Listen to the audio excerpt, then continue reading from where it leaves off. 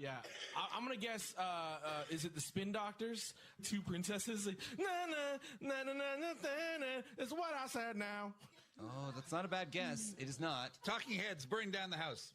These are all too old songs. Yeah, right? I know, man. Can you give us a hint? I feel like we can get it.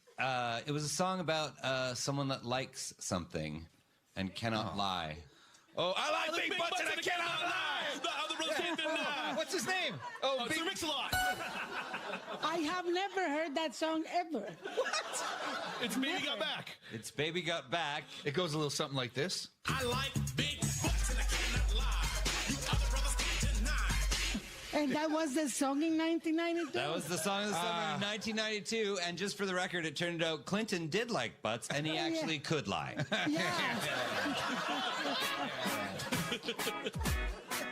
And that's it for another edition of Because News. This week's champion is... It's Martha Chavez. Congratulations, Martha. You have the honor of reading our credit. I am Gavin Crawford, reminding you about the new Banksy exhibit opening in Toronto this week, and it would really mean a lot to me if you all came out and checked it out, is what I'm sure Banksy would say. We'll see you next time. Why? Because give it up for Andrew Bunn, Greg Lenore, and Martha Chavez.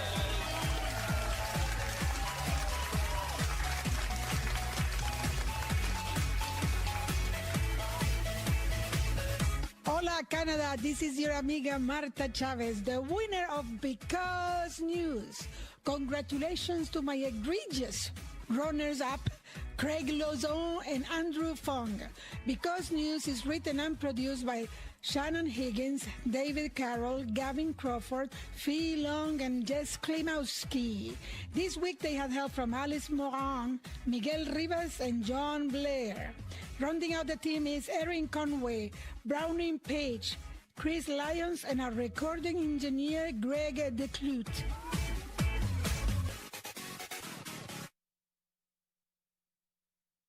This is CBC Radio 1, 990 AM, 89.3 FM in Winnipeg. You have lots of questions about your own life and this really complex world around you. I'm Sarocha Coelho. I'm the host of the new live call-in show, Just Asking. I take your questions about what's in the news or your finances, health, even your relationships, and then throw them to an expert. Just Asking. Let's figure it out together. Just Asking with Sarocha Coelho. Live Saturday afternoon at 5 Eastern, 2 Pacific, and on CBC Listen. You know the feeling of finding a really good podcast? Or the feeling of someone always being there, like your favorite radio show? Stream CBC Podcasts, CBC Music, and CBC Radio anytime, anywhere. Download the CBC Listen app. This is CBC News. Good afternoon. I'm Riley Lachuk. At noon, it is 20 degrees in Winnipeg under a mainly sunny sky. We're looking at a mix of sun and clouds for the afternoon today.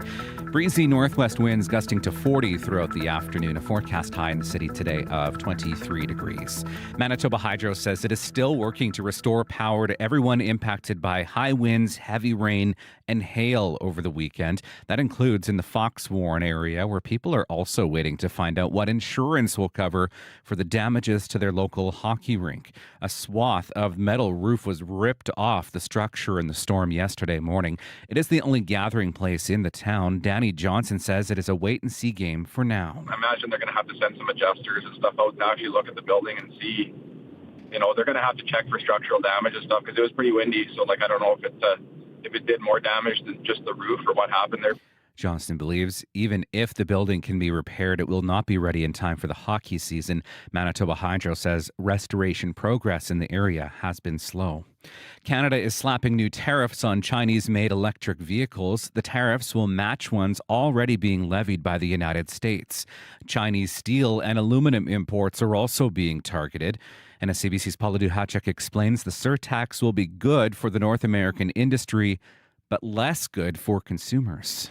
We're listening to automakers. We're listening to workers. Prime Minister Justin Trudeau speaking in Halifax, announcing the new 100% surtax on Chinese-made electric vehicles. An official said in a briefing, Canada has been concerned about the prospect of Chinese automakers flooding the market with heavily subsidized cars made in a country with poor labor and environmental standards. Chinese EVs can be much cheaper than ones sold in Canada.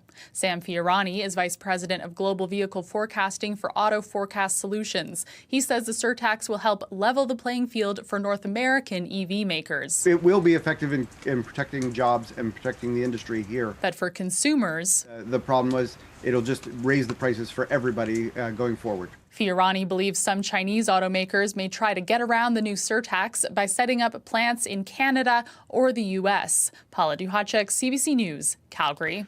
RCMP and Thompson are asking for help finding a missing woman. 36-year-old Caitlin McKeith went missing from a home on Princeton Drive. Police are worried for her well-being because they say she left home without her medications. You can see a photo and description of Caitlin McKeith on our website this afternoon. Just head to cbc.ca/Manitoba.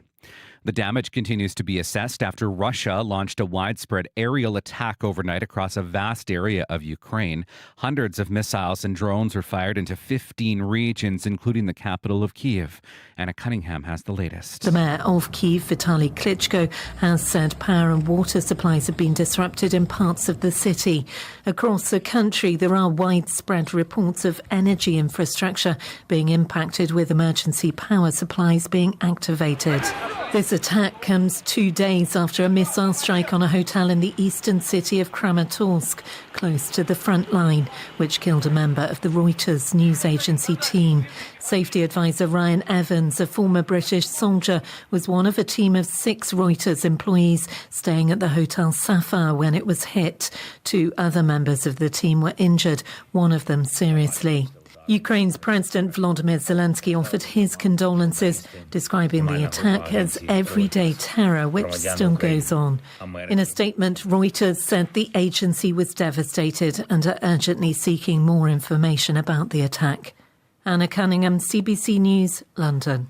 Hezbollah is warning further strikes on Israel are possible following a weekend of stepped-up rocket exchanges. CBC reporter Sasha Petrasik is in Jerusalem. He says things have been tense there for weeks now, adding Israelis have become accustomed to emergency declarations, air raid sirens, and closures of airports and beaches. What they are really concerned about is the incoming rockets from the north. That's something that people who live along the border with Lebanon have been putting up with for months now, including houses being hit and in some cases people being killed. There was a bit of an indication, though, that just maybe neither side really wants an escalation to that point, or in the words of the head of Hezbollah, Hassan Nasrallah, that maybe people should just be able to relax for a while. Now, there is the possibility that if Hezbollah feels that it has succeeded in this retaliation, things may calm down along that border in the north. But most people aren't betting on that unless there's a ceasefire in the south. The CBC's Sasha Petrasik reporting from Jerusalem. And Manitobans can take in the upcoming long weekend at a provincial park for free. The province says entry to all provincial parks will be free from Friday until Monday. Vehicle permits won't be required on the Labor Day long weekend, but camping fees will still apply. There are more than 90 provincial parks in Manitoba. And that is the CBC News from Winnipeg. You can find news updated throughout the day by heading to our website, cbc.ca/Manitoba, or by staying right here on CBC Radio 1. I'll have more coming up at 12:30 right here on Radio Noon. Today, a mix of sun and clouds in Winnipeg, Brandon, and Dauphin, all looking at highs of 23 degrees. Could be a bit breezy with that northwest wind gusting to 40. The Pas and Flin Flon, sunny, local smoke, 20 degrees this afternoon. Thompson, clearing sky, 19, and winds gust to 80 in Churchill today with a high of 14 degrees.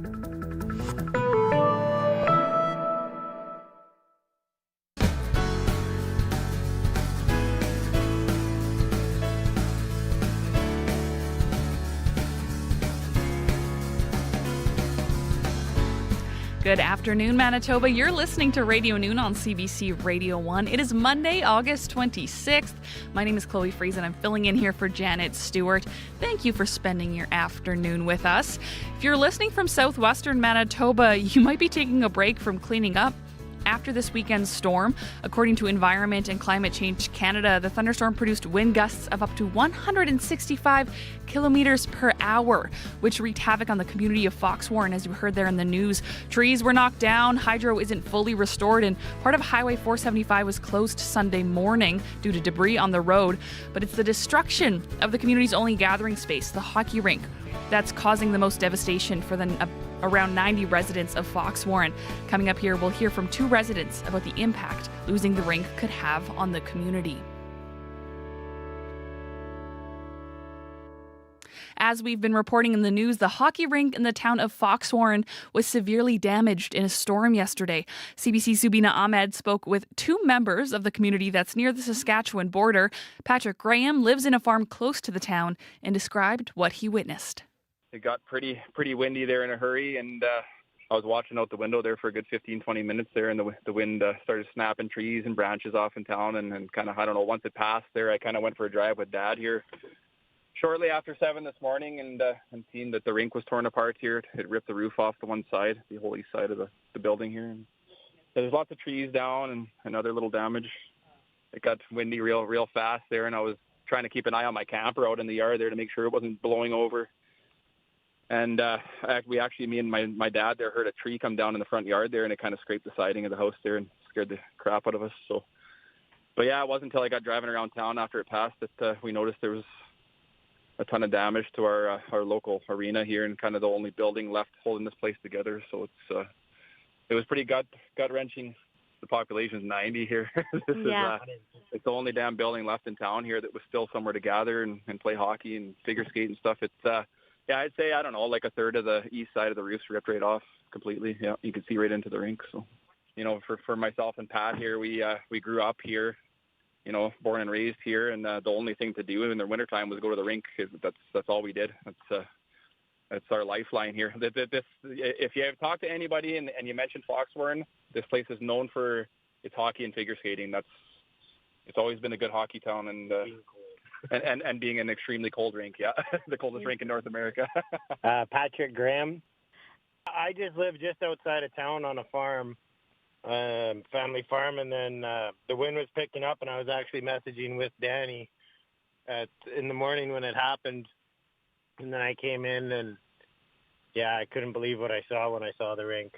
The roof is peeled off of it, and it's across the street, and it kind of wrapped it up like a towel, and just not good.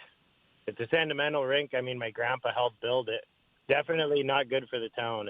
It's what everyone in the town loved. It's pretty quiet right now, but there's a lot of people that, when they seen it, lots of people couldn't talk. There was people in tears. It's just a horrible thing for the community. We all grew up here, and it's just a small town, and that's all we ever did was go to the rink. And now it's not good. So big chunk of roof. Okay, and then now what next? Are you whom would you contact for the repairs? Oh, there was lots of local farmers and stuff in here this morning looking at it to see how much structural damage there was and stuff. But at this point, I think they're gonna have to get people to come look at it.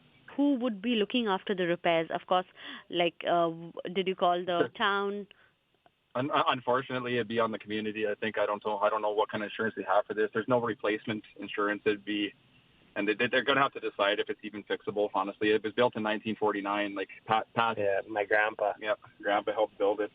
A couple of the board members were in town this morning to look at it and stuff. And I think right now it's just everybody's trying to process what just happened here. It's pretty devastating to this place. The board, they have a board for here and stuff, but it's basically just the local farmers in the community that take care of this place. I don't think if we had that, this rink wouldn't still be going. It has nothing to do with RM really. So. That was Patrick Graham and Danny Johnson speaking with CBC's Zubina Ahmed. And to see photos of the damage done to the hockey rink, you can find those on our website, cbc.ca/Manitoba.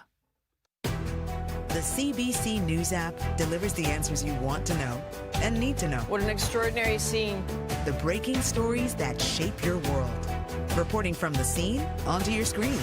Dropping the 8 now. We're just approaching Gaza. Your source for mobile news.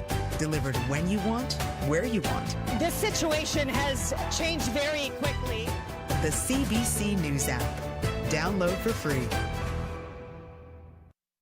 Just 11 minutes after 12 o'clock here on CBC Radio 1. You're listening to Radio Noon. I'm Chloe Friesen filling in for Janet Stewart. And hello and thank you to the team helping put together today's show. Travis Peterson is running our YouTube live stream. And hello to the folks watching on YouTube. Wendy Park is our show director. And Dylan Longhurst is our technician this afternoon. Rumors are swirling. Is Oasis getting back together? It's been 15 years since the band disintegrated under the weight of animosity between the Gallagher brothers, Liam and Noel.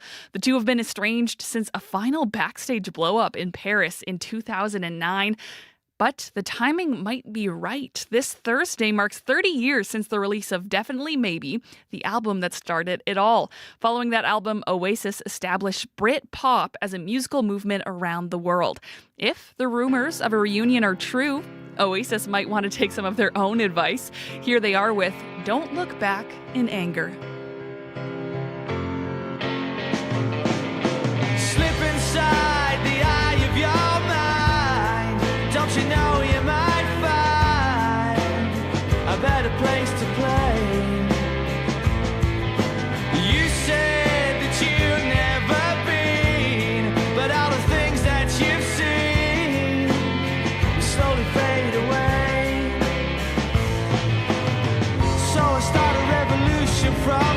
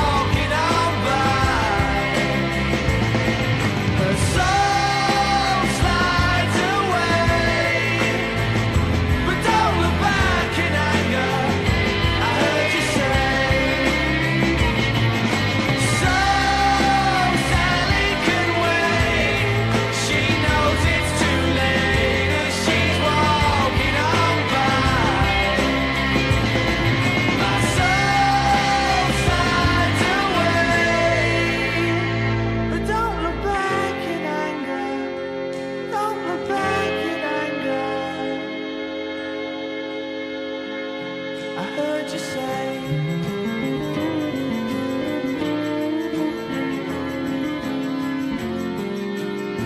At least not today.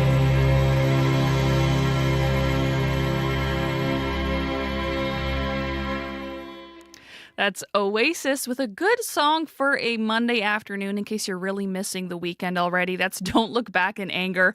There are rumors in the British press that a reunion for that Britpop group is in the works. Female athletes have always needed grit and talent. But for decades, they've also needed a certificate. To prove that they were actually women, according to different definitions. And even now, they're still being checked and questioned. Their story is the newest podcast series from CBC and NPR's Embedded. It's called Tested. Tested, available now on CBC Listen or wherever you get your podcasts.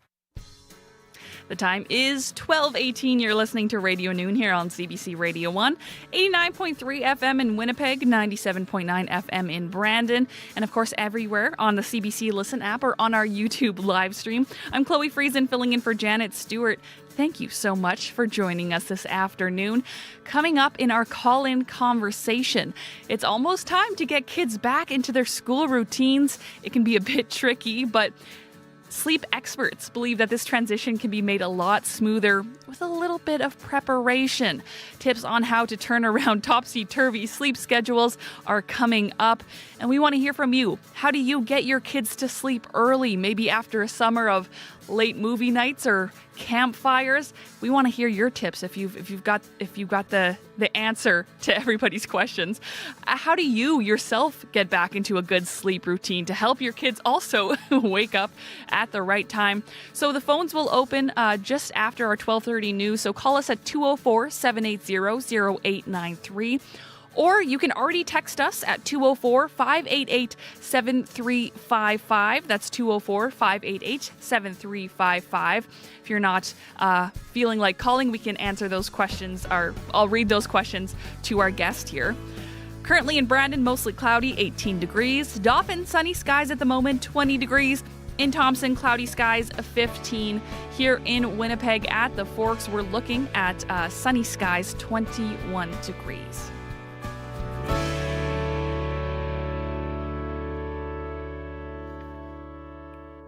The opening ceremonies of the Paralympics are this Wednesday, kicking off nearly 2 weeks of competition in Paris. In order to make the games as fair as possible, athletes compete in different categories based on their level of disability. Over time, those categories are often adjusted in order to take into account new developments in medical technology and athlete ability. CBC's Blair Sanderson has this look at the challenges of creating a level playing field in parasport. Dear fellow Olympians, your performances were amazing. Earlier this summer, when the 2024 Paris Olympics wrapped up, a total of 329 gold medals had been awarded. That's a lot, but not as many as the number that will be handed out during the upcoming Paralympics, where 549 golds are up for grabs. The reason for the difference is that most of the sports at the Paralympics are divided up into multiple subcategories based on the athlete's level of disability. Like you can have anyone from our spinal cord injury athletes to people living with cerebral palsy to spina bifida to intellectual impairments to like our amputations as well. Jody Landry coaches Canada's shot put contender Katie Pegg, who's missing part of her non-throwing arm, which puts her in the F46 class, which mostly features athletes with similar disabilities. But in other venues, like the pool for example,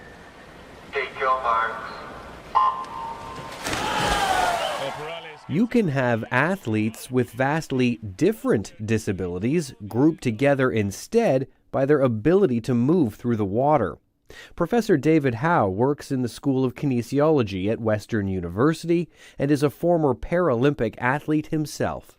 Swimming has long adopted a functional classification system. So you could get somebody who is of short stature competing against somebody who has the use of one arm and one leg.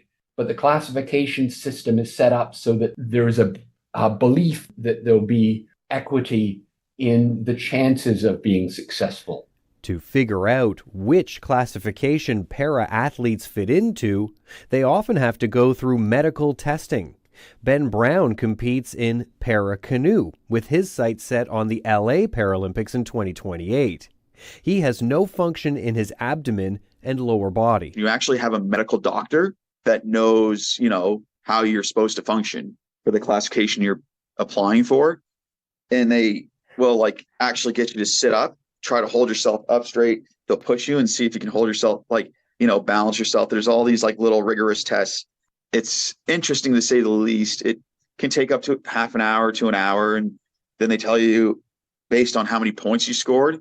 And the more points you scored, the higher classification you're in. Brown says there are occasions when athletes might question if one of their competitors is in the right category.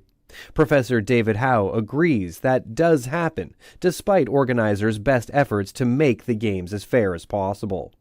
That sometimes means they'll even change the way categories are structured, and that too can lead to problems. For example, there were a couple of wheelchair basketball players for Canada that were deemed now to have ineligible bodies, but previously they'd been eligible for the Paralympic Games.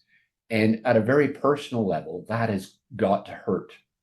Nevertheless, Howe says he supports the readjustment of para classifications because it's the fairest way of dealing with changes in medical technology and the evolving skill level of people with disabilities. Classification is everywhere, and it's significant and it's really important. But once the game starts, it's about seeing the performances within the classifications and celebrating the physical prowess of individuals who win their classification. In all, more than 4,000 athletes from around the world will be trying to do just that. The opening ceremony just moments away at the 2024 Paralympic Games. For CBC Radio, I'm Blair Sanderson. And a reminder that CBC is the official Canadian broadcaster of the Paralympics. You can catch coverage on CBC television, radio, and CBC Gem throughout the Games. And a reminder of the Manitobans to watch on the world stage. We've got Leanne Taylor, who is in the para-triathlon. Bethany Johnson is a wheelchair basketball player for Team Canada, with Coach Michelle Sung, head coach of that team, also from here in Winnipeg. And then we've got Bill Johnson and Joey Johnson, Manitobans, who are coaching the wheelchair basketball team for Great Britain. So lots of Manitoba connections there, lots to see in this upcoming Paralympics. We've got time for a bit of music here on Radio Noon. Madeline Roger has been releasing a string of new songs leading up to the launch of her upcoming album, Nerve. This next song, which she describes as an outlier on the album, was written and recorded on the last days of her time in the studio. Have a listen. This is Madeline Roger with Fever Dreaming.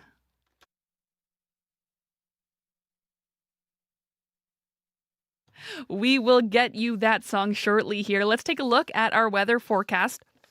In Brandon, it's mostly cloudy right now, 18 degrees. We're looking at a mix of sun and cloud today with a forecasted high of 23 with a humidex feeling like 26. And we do have that song for you now, Madeline Roger with Fever Dreaming.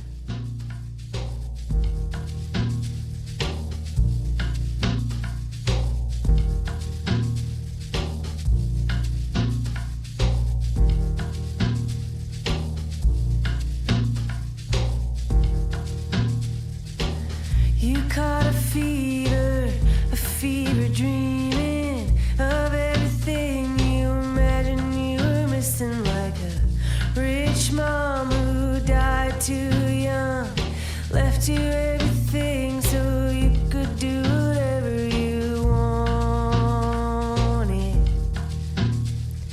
Quit midway through college, upgrade your electronics, move to the coast of Portugal. Tell yourself you're not horrible for fever dreaming, fever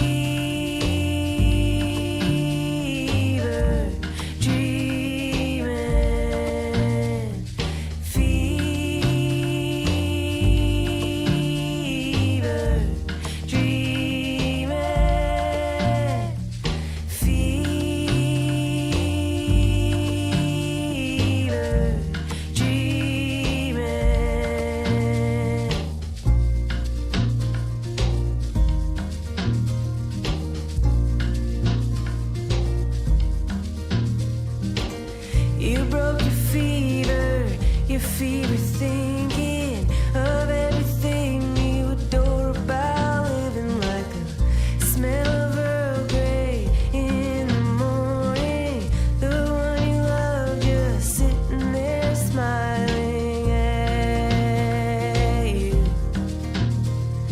Tulips on the avenue, children walking 2 by 2, finding an extra 20, knowing it's temporary to be fever dreaming, fever dreaming,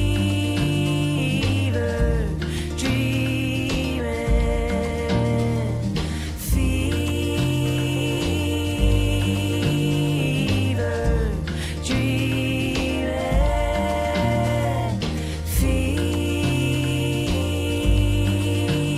fever dreaming.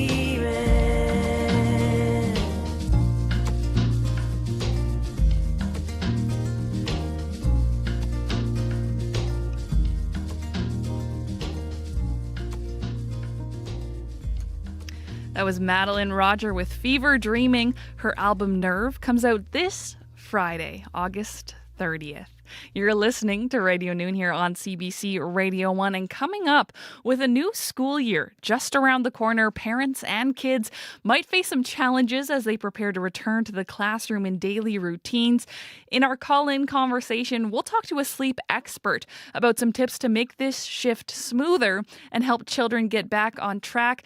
Maybe help parents get back on track so that they can help their kids do so as well. So we want you to call us just after our 12:30 news, 204-780-0893. Or if you'd rather text, you can already do that at 204-588-7355. We will read your questions and comments on the show here.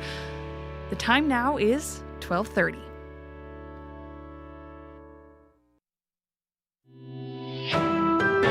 This is CBC News.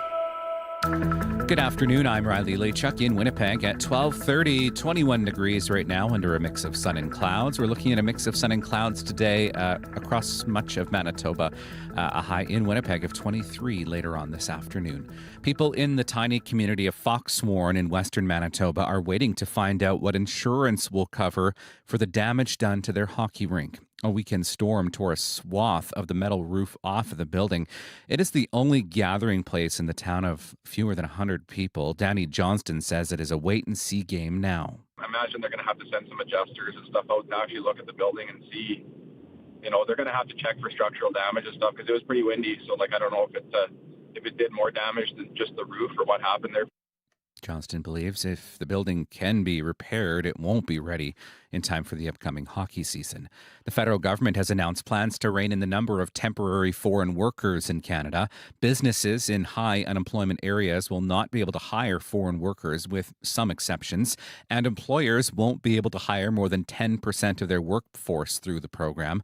Immigration Minister Mark Miller spoke at the Liberal retreat in Halifax. We'll continue to do that to make sure that the people that are here temporarily are properly welcomed here, but the welcome to Canada obviously is not boundless, and we have to make sure that it makes sense in the current economy for Canadians, obviously, but also for the job market as it continues to constrict, and we won't hesitate to take additional measures if necessary. Ottawa eased restrictions on foreign workers to alleviate a post-pandemic worker shortage, but some experts say a historic spike in numbers fueled by unemployment among new immigrants and young people. The federal government, meantime, is also announcing further measures to protect Canadian workers from what it calls unfair non-market practices by China. This comes as the Prime Minister says that Ottawa will impose tariffs on Chinese-made electric vehicles as well as aluminum and steel this fall. Justin Trudeau also says tariffs on computer chips and solar cells are also being looked at in an effort to protect domestic manufacturing. Ukrainian officials continue to assess the damage following a widespread Russian aerial attack overnight. That's an air raid siren sounding in central Kyiv. It is one of at least 15 regions bombarded by more than 200 missiles and drones overnight. Ukrainian President Volodymyr Zelensky says 3 people were killed in the strikes, which appear to have targeted the country's energy infrastructure. As the bombardment got underway, Polish and NATO air defenses were activated in eastern Poland. And finally, 1 person is dead and 2 others are missing after an ice cave collapse in southern Iceland. The ice cave is part of a glacier that is a popular tourist site. At one point, as many as 200 people were part of the search and rescue effort for the 2 missing people. That effort is continuing today, though it's not clear yet what caused the roof of that cave to come down. And that is the CBC News from Winnipeg. Thanks, Riley. No problem. Before you leave, I have a question. Okay. We're talking about getting back to sleep routine. And people have heard you in the very early mornings. They've heard you in the evenings. They heard you in the afternoon. I'm curious. How do you switch your sleep schedule? How do you make sure you get a good night's rest? I don't sleep. You don't. So your answer is just no sleep. No sleep. Sometimes pulling back the curtain a little bit, but sometimes if I'm working a later shift, right, sometimes I can't get to sleep and I won't sleep in between a later shift and an early morning. No way. Yeah, sometimes I just can't. We probably shouldn't give that advice to parents going back to school. Don't take my advice. But thank you nonetheless. Sometimes I am operating in this place on a large quantity of caffeine. And we appreciate you so much. Thank you, Riley. You're welcome. That's CBC's Riley Laychuk. I'm Chloe Friesen, filling in for Janet Stewart here on CBC Radio 1. You're listening to Radio Noon. We're going to take a look here at your weather forecast. Right now in Winnipeg, it's 21 degrees at the Forks. We're looking at sunny skies today, becoming a mix of sun and cloud this afternoon. Wind northwest 20, gusting to 40, so it could get pretty breezy out there. Forecasted high is 23. With the humidex, it could feel more like 26. Tomorrow in Winnipeg, cloudy skies, a high of 20, so it's cooling down a little bit this week. Cloudy skies, high of 20 in Winnipeg for tomorrow.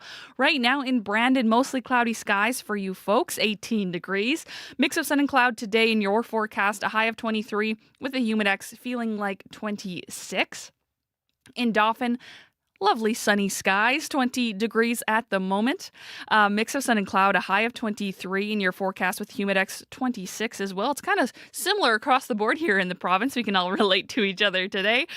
In Thompson, cloudy skies, 15 degrees. Skies will clear this afternoon. Wind northwest 30, gusting to 50. That will become light this afternoon. A high of 19 in Thompson today. Once again, here in Winnipeg, it is 21 degrees at the Forks. You're listening to Radio Noon on CBC Radio 1. And as a new school year approaches, getting kids back into a regular routine can be a bit of a challenge, and perhaps for your family, that's an understatement. Maybe you even find getting back to earlier nights is a problem. Late summer nights can make it tough for them and you to adjust to early morning alarms. And for some tips on how to ease this transition, we've reached Dr. Michael Mack. He's a sleep medicine specialist and staff psychiatrist at the Centre for Addiction and Mental Health in Toronto. And we would also like to hear from you. How do you get your sleep schedule turned around? What questions do you have about your kids' sleep schedules? Do you feel prepared for the school year? Maybe you have some good tips and tricks you would like to share with other caregivers. You can call us at 204-780-0893 or text us at 204-588-7355. And we would like to welcome Dr. Michael Mack to the show. Good afternoon. Hi, good afternoon. So many families find it tough to get kids back into a regular sleep routine after summer. What's the best way for parents to make this transition easier? Are there any go-to tips and tricks that you have? Yeah, like the key is not to wait until the very last minute to have kids start, for most of them, sleep earlier and wake up earlier. If you wait until the night before school starts, that's very, very difficult and usually unrealistic. So what we suggest to people is to have their young people at home go to bed 15 minutes earlier and wake up 15 minutes earlier, incrementally on night-to-night basis until they can get up in a reasonable hour to get to school. I like that, incremental, so it doesn't feel as harsh as the day of waking up like an hour earlier. Absolutely, and this is the more healthy way to change your internal body clock, to shift your, expected time of sleep and wake. So what does shifting sleep schedules do for kids? What sort of challenges do they face in particular? Yeah, so first off, depending on the age of your young person at home, we know that teenagers have a physiologic, meaning that it's natural, it's just designed by, human nature, that young people who are teenagers have a tendency to sleep late and wake up late. And for a lot of, young people at home, our listeners will know during the summertime, they're socializing with friends. They don't necessarily have obligations to attend to the following day. So there might be a tendency to sleep late and wake up late. And, that is incompatible with sleep schedules for school, right? If a person's in high school, they're expected to be at school fairly early, maybe 8, maybe 8:30 to attend homeroom. And even younger folks need to be there at least before 9. So to shift that sleep schedule from one that's late and waking up late and sleeping earlier, that's more difficult. So the trope of the tired teenager in the morning, there's a physiological reason behind it.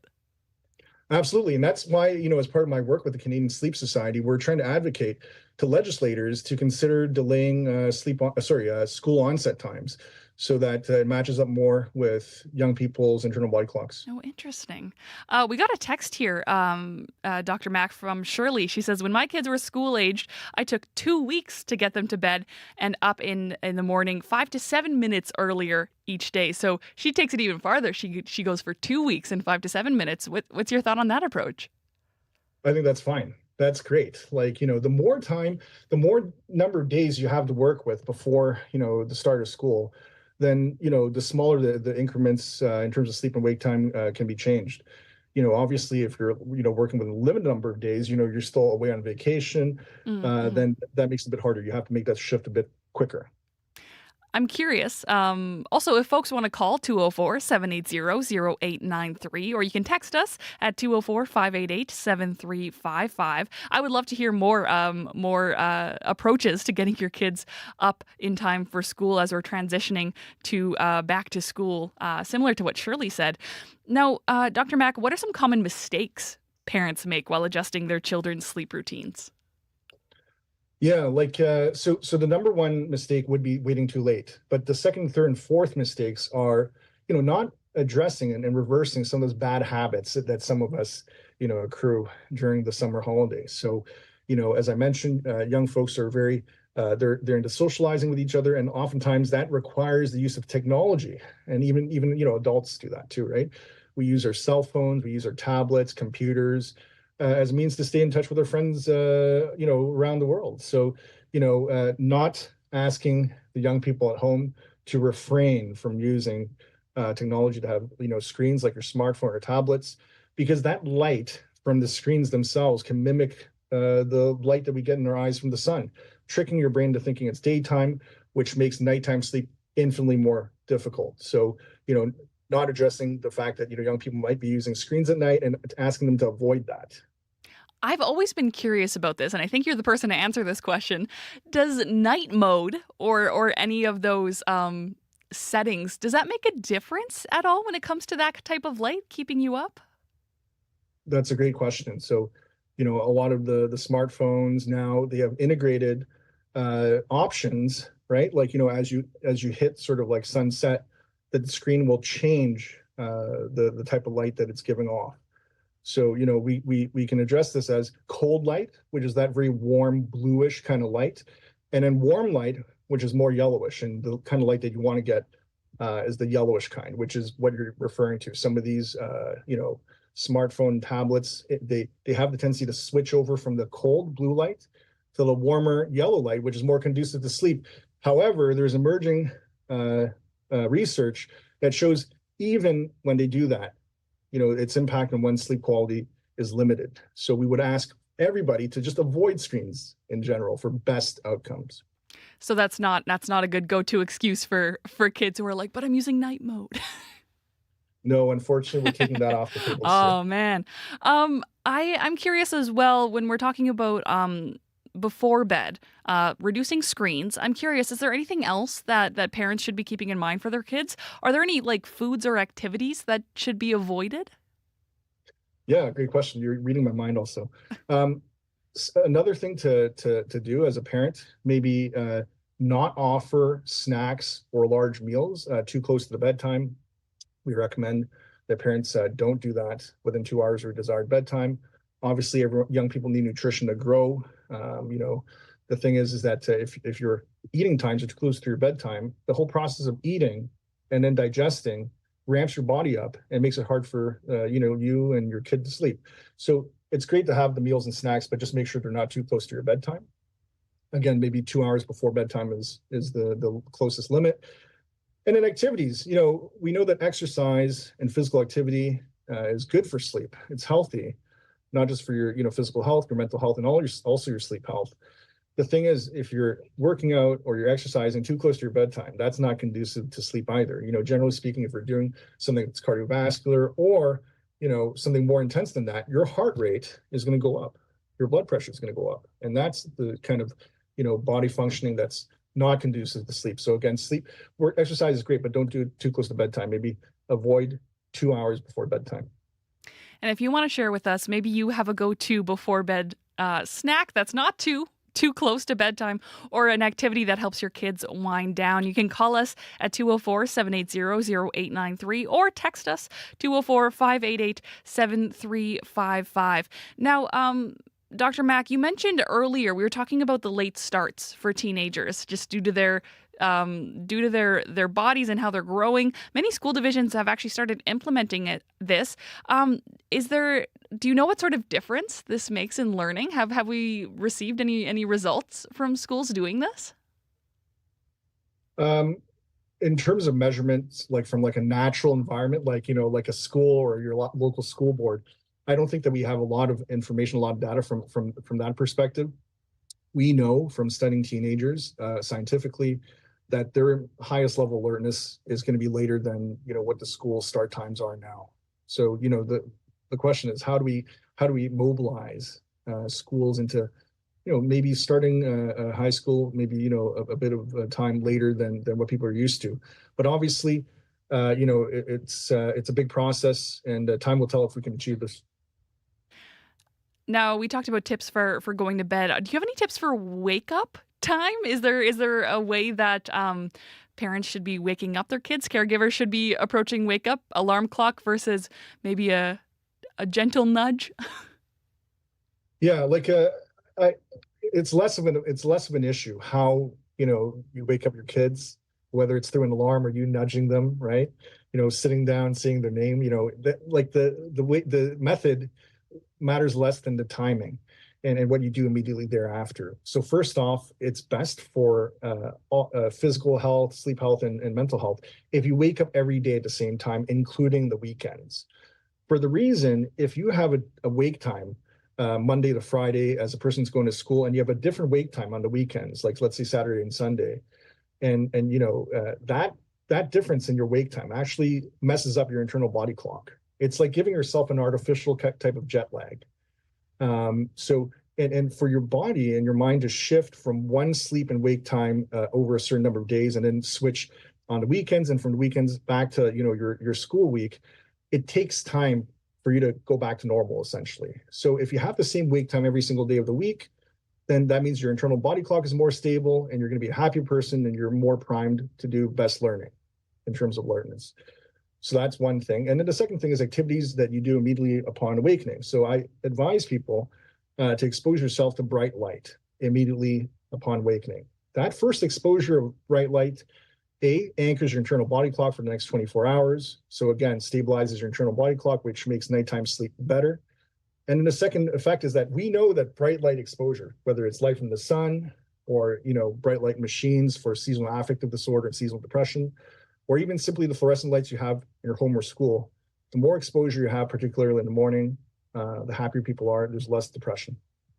So turn on those lights when you're waking up. I like it. Yeah, for sure. I'm curious. Sleep schedules when you're changing routine can be a struggle, but at what point should parents or caregivers consider seeking professional help if they notice their child is really struggling with sleep? Yeah, that's a great question. So if, in this process of going from summertime sleep habits to, school year sleep habits, like in September, And let's say you're moving into October now, and then you get a call from your kid's teacher. There's some indication that your child is not focusing well at school. They're falling asleep at school, maybe. That would be signs to ask for professional help from your medical provider. And other signs are things that we can see at home. So like if you as a parent notice that your child is snoring consistently when they sleep, or you've seen them pause their breathing when they sleep at nighttime. These are symptoms of, a common sleep disorder. We call it sleep apnea. It just means that the airways leading to a person's lungs can close up and collapse when they lie down to sleep at night. In young people, it can, if untreated, can actually mimic the symptoms of ADHD. We know the young people with untreated sleep apnea are more irritable in terms of their mood, but they actually have problems with concentration and learning. Interesting. And you're a psychiatrist as well. How might anxiety or nervousness or even depression in teens impact sleep? Yeah, so specifically about depression and anxiety in young people and sleep, it's a bidirectional relationship, meaning that if you have good sleep, you're more likely to have less depression, less anxiety, and vice versa. So that does also mean, right, if you are a young person and you're having some depression and anxiety, you're less likely to have that good sleep at night. So if you feel that your mood, your mood is depressed almost every single day for 2 weeks straight, seek help. Talk to a counselor, talk to your family doctor. But the good news is that we know that if your sleep improves, it gives you more of a chance to have better mood and less anxiety. Now, Dr. Mack, we got a call from Troy, and he wanted to ask about the dangers of late night consumption of certain foods that have caffeine. I know sometimes kids might have like a Coke or something, Pepsi, at dinner time with their family. How might that affect sleep? Yeah, that's a great point. Thanks for bringing that up. So the caller is very astute. If you consume foods that have caffeine, and I'm not saying young people routinely drink coffee at Tim Hortons, right? But sometimes there are sweet drinks that have caffeine. So most popularly, coffee, tea, colas of all sorts. So, as an example, Mountain Dew as a soda has high caffeine content. Okay. Caffeine is a stimulant.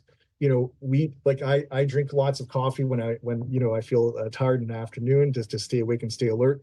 Obviously, it has the opposite effect of what you want in young people. So we ask young people to avoid coffee, tea, energy drinks, colas, including Pepsi and Coca-Cola, and energy drinks at least 4 to 6 hours before bedtime. Okay, 4 to 6. Is there a certain age limit? Not limit. There's no rules or regulations around this. But what age would you say should parents be maybe avoiding giving their kids these types of drinks? Yeah, this is just my expert opinion. I don't recommend any of those. Beverage sources of caffeine in young people to the age of 18. I don't think it's necessary for their development or their good health. If anything, can cause problems. You heard me say avoid it for 4 to 6 hours before your bedtime. It's because, there's no exact set time in which it's not going to affect your sleep, right? Everybody's different depending on your height and weight, et cetera, and in your metabolism. So I would just avoid it in young people in general, straight out. And then I forgot to mention chocolate is also a source of caffeine, so you don't have to watch your chocolate intake. Really? Okay. That's something that I forget pretty often. I need to cut down on my chocolate ice cream before bed, I think. Dr. Mack, how can parents themselves take care of their own sleep needs while managing their child's sleep routine and overall schedule? What should parents and caregivers be thinking about as we head back to school? Yeah, this transitional period between August and September and start of school is a great opportunity for parents to, demonstrate and model good sleep habits for young people that they have at home. In particularly young kids, like kids that are still going to grade school, parents might choose to lead like a nighttime sleep ritual. Because if you do a certain set of activities as part of a nighttime sleep ritual on a consistent basis, you actually condition your children into expecting sleep to occur, and they sleep better, faster, and earlier. What might that look like? Yeah, an example would be let's say if you're dealing with a young person, a relatively younger person, parents can take the lead and brush their teeth together as a family. Subsequent to that, you might take your child into their bedroom. You might read them a nighttime story, like a bedtime story. and then turn the lights off, and then go to sleep. If you do this consistently, there's that concept, the psychological concept of conditioning. Your child will start associating brushing the teeth, the bedtime story, and the lights turning off with the onset of sleep. And after a couple of days of that, they will have that sleep much easier. Nice. So setting that routine, that ritual could really help. Lastly here, Dr. Mack, what's one tip or word of advice you would leave with parents or caregivers as we are heading back into these school routines? What's the one thing you hope they take from this conversation? Yeah, the consistency is the key. Don't leave the changes to the last minute. Try to wake up every day at the same time, whether it's Monday to Friday or the weekends. By having that difference in your wake time on the weekends, and we all have a tendency to want to sleep in, that just erases the possibility of you having good sleep, at least for the first part of your work week / school week. So think about it. Well, Dr. Mack, thank you so much for joining us this afternoon on Radio Noon. Thank you so much. Dr. Michael Mack is a sleep medicine specialist and staff psychiatrist at the Centre for Addiction and Mental Health in Toronto. He joined us over Zoom. The CBC Music Top 20. CBC Music Live. All right. Savor the flavor of the Francophone world on C'est Formidable. Experience the next wave of Indigenous music with Reclaim. The global sounds of frequencies. End your day or start your late night with music on CBC Radio 1. Weeknights at 11, 11:30 in Newfoundland, and on demand on CBC Listen. Consistency is key. That was the piece of advice from Dr. Mack when it comes to getting yourself and maybe your kids in that back to school sleep routine. Definitely some tips I'm going to use myself. I'm not going back to school, but I could always use a bit of a better sleep. Who couldn't? Time now for some laughs. Recorded for CBC's Laugh Out Loud. This is Angelica Scanura. Happy to be here. I'll be honest, I teach high school, so it's good to be anywhere else. Rough semester, folks. Teaching grade 9 boys phys ed. Yeah, I got 27 14-year-old boys in my class. They smell like hot garbage. Like a sock that's been microwaved. I don't know. I haven't put my finger on it just yet. I appreciate their intensity, though. I really do. Very different than teaching girls phys ed, where they're weirdly supportive of each other, which unfortunately doesn't make them any better. Girl takes a shot in basketball. It doesn't even come close to the net. Entire air ball. The whole class is cheering for her. And I'm so competitive, right? That was my teammate that just took that shot. So I'm looking around, I'm like, what shot are you looking at, Brittany? The entire class, good shot, Chelsea, nice try. Substitution. Never have to worry about that, teaching boys. Because if a guy takes that shot, well, he's gonna have 8 of his friends chirping him immediately. You're the reason your dad left your whole family.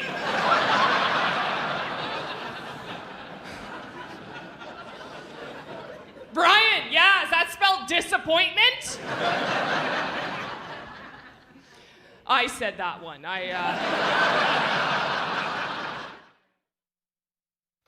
That was comedian Angelica Scanura, recorded for CBC's Laugh Out Loud. That was at the 905 Comedy Festival in Oshawa. And you can catch a full show here on CBC Radio 1 Fridays at 1:30 p.m. or Saturdays at 6:30 p.m. Bit of a back-to-school theme on that segment as well. Now, stick around. We're coming to the end of Radio Noon here, but we've still got lots of great local content for you to listen to on CBC Radio 1. Up to Speed begins at 3 o'clock, and I will be joining you for that show as well. Looking forward to hanging out with you from 3 till 6 p.m. this afternoon. Now, coming up on that show, Pfizer and Moderna's latest COVID vaccines are expected to get the go-ahead from Health Canada after being approved in the United States last week. They are updated versions aimed at preventing current variants causing a summer surge in COVID cases. Dr. Iris Gorfinkel will be joining us for a look at the updated vaccines coming up later on Up to Speed. And Dr. Iris Gorfinkel is our regular health contributor. So stay tuned for that story and many others here on CBC Radio 1. One last look here at the weather forecast. Right now in Brandon, it is 18 degrees, mostly cloudy skies, and we're going to see a continuation of that mix of sun and cloud for folks in Brandon. You are looking at a high of 23 today. You are currently at 18 degrees. With the Humidex, could feel more like 26. Dauphin right now, sunny skies, 20 degrees, looking at a high of 23. In Thompson, cloudy skies that will clear this afternoon, sitting at 15 right now, but looking at a high of 19.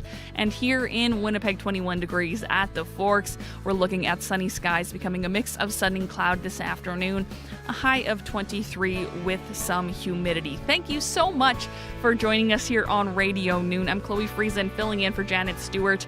Our whole team today, Dylan Longhurst is our technician. Our director this afternoon is Wendy Parker, and in charge of the YouTube live stream, Travis Peterson. Thank you very much, Travis. Again, I'm Chloe Friesen. Thanks for joining me, filling in here for Janet Stewart. Stay tuned, lots to come, including the next chapter, which is up next. Thanks for listening.